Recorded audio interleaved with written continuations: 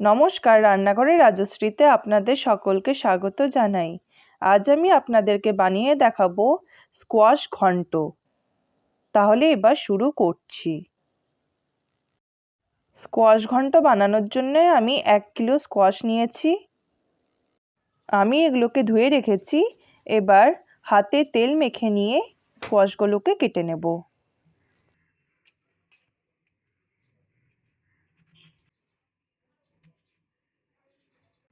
আমি টুকরো করে খোসা ছাড়িয়ে নেব।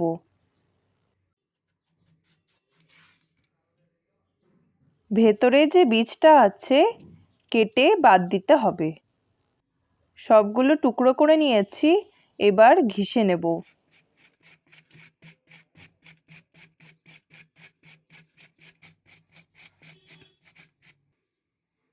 আপনারা এটা চপারের সাহায্যেও কেটে নিতে পারেন। আমি এখানে চপার দিয়েও করে দেখাচ্ছি।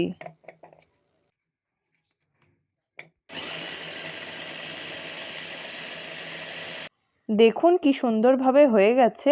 এবার আমি এটাকে ঢেলে রেখে দেব। বাকিগুলো আমি এভাবেই করে নিয়েছি। এখানে আমি 100 গ্রাম কাঁচা মুগ ডাল নিয়েছি। মুগ ডালটাকে আমি শুকনো ভেজে নিচ্ছি। শুকনো ভাজা হয়ে গেছে, এটাকে আমি ঢেলে ধুয়ে নেব। এবার কড়াই গরম করে পরিমাণ মতো তেল দিয়ে দিলাম। অল্প 5 ফোড়ন, কয়েকটি শুকনো লঙ্কা আর তেজপাতা দিয়ে দিলাম। এবার কেটে রাখা স্কোয়াশগুলো দিয়ে দেব।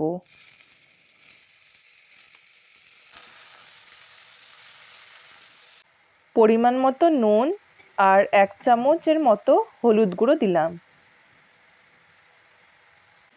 স্কোয়াশটাকে কিছুক্ষণ ভেজে নেব।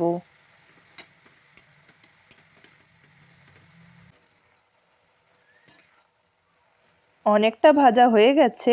এবার ভেজে রাখা মুগ ডালটা দিয়ে দিলাম। অল্প নেড়েচেড়ে নিচ্ছি।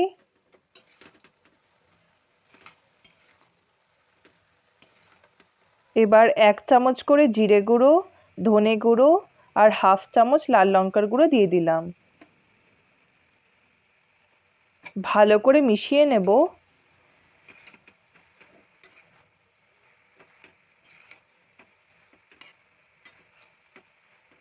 পরিমাণ মতো জল দিয়ে দিলাম যাতে ডালটা ভালো মতো সেদ্ধ হয়ে যায়।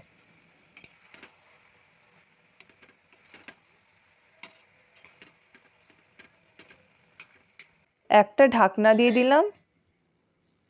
কিছুক্ষণ পরপর ঢাকনাটা তুলে নেড়ে দিতে হবে, না হলে নিচে লেগে যাবে।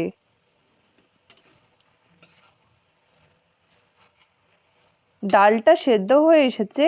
এবার আমি 1 চামচ চিনি দিয়ে দিলাম। চিনিটা ভালো মতো মিশে গেছে। এবার আমি হাফ চামচ গরম মশলা আর ঘি দিয়ে নামিয়ে দেব।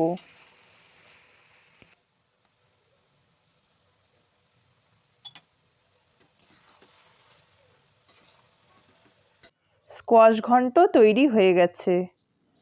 আমার এই রেসিপিটি ভালো লাগলে তাহলে প্লিজ লাইক আর সাবস্ক্রাইব করে দিয়েন।